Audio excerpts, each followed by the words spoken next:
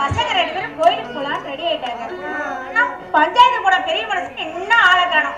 அப்படி என்னதான் பண்ண வர தெரியல.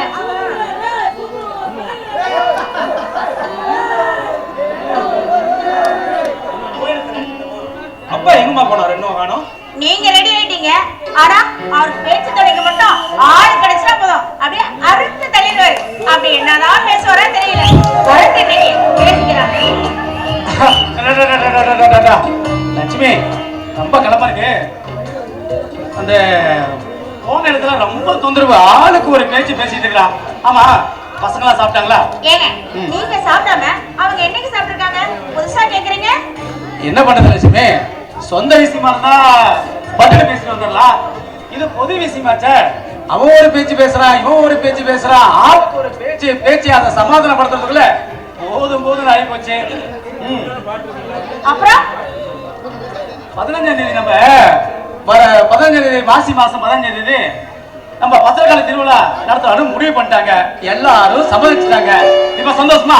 அப்பாடா ரொம்ப வருஷம் கழிச்சு நம்ம ஊர் திருவிழா பார்க்க போறேன். இப்ப என் மனசுக்கு எவ்வளவு நிம்மதியா சந்தோஷமா இருக்கு தெரியுமா? இந்த வருஷம் எடுத்து நிறுத்த விசேஷத்தை நம்ம ராஜா தான் நடத்தணும்.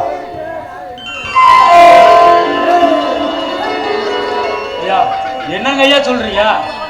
திருவிழாவை நான் நடத்துறதா? அப்பா என்னப்பா இது?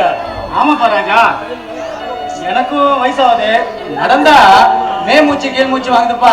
அதனாலதான் இந்த வருஷம் என் பையன் தான் நடத்துவாங்க. எல்லாத்துக்கும் முன்னாடி மாதத்து சொல்லிட்டேன்.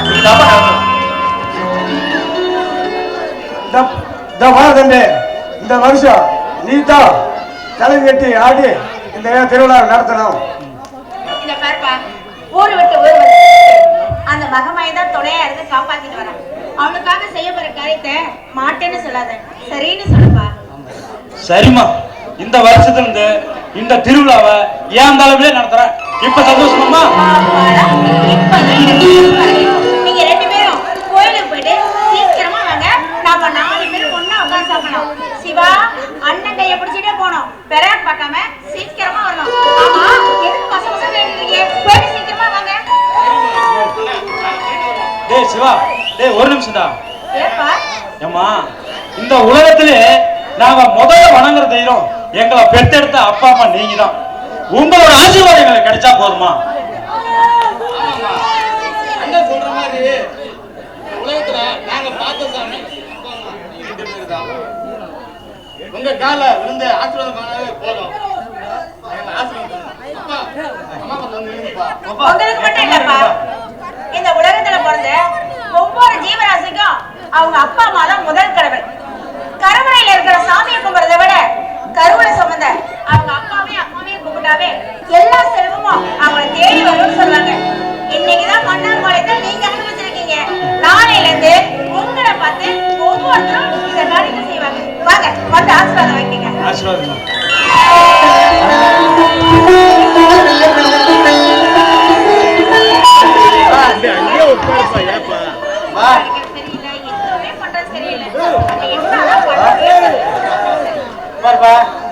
எப்பயுமே உங்க 2 பேத்தால தான் இந்த வீடு ரொம்ப சந்தோஷமா இருக்கணும். சரிம்மா. என்னைக்கு இனப்பெரியாத சரிப்பா ஒற்றுமையா இருக்கணும். புரியுதா? உங்களால தான் இந்த வீடு ஆனந்தமா சரி சந்தோஷமா வச்சுக்கிற பண்ணிருக்கோம்.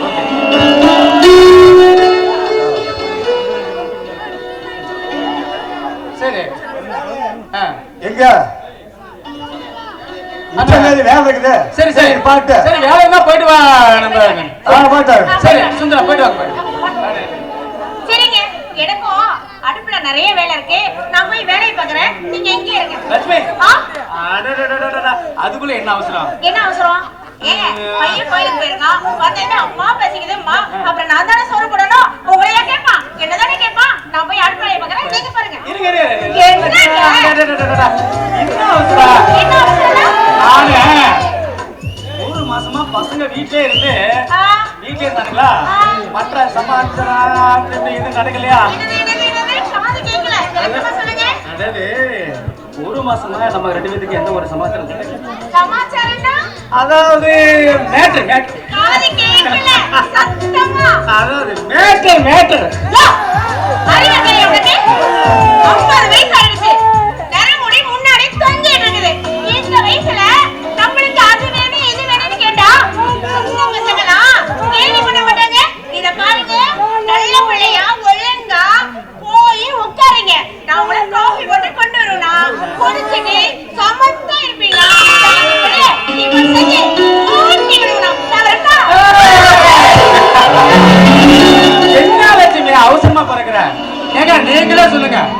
எப்ப பார்த்தாலும் இந்த நரைச்சி முடியாகி போச்சு 50 வயசுக்கு மேல ஆகி போச்சுன்னா 50ல ஆசை வராதா? வருமா வராதா? சின்ன பசங்களுக்கெல்லாம் ஆசை வராது, 50 வயசு ஆனாதான் ஆசையே வருது. இப்போ என்ன பண்ணுங்கிறீங்க? லட்சுமி, தயவுசெய்து கேட்கிறேன், என்ன புரிஞ்சுக்க. என்ன புரிஞ்சுக்கணும்? எனக்கும் ஒரு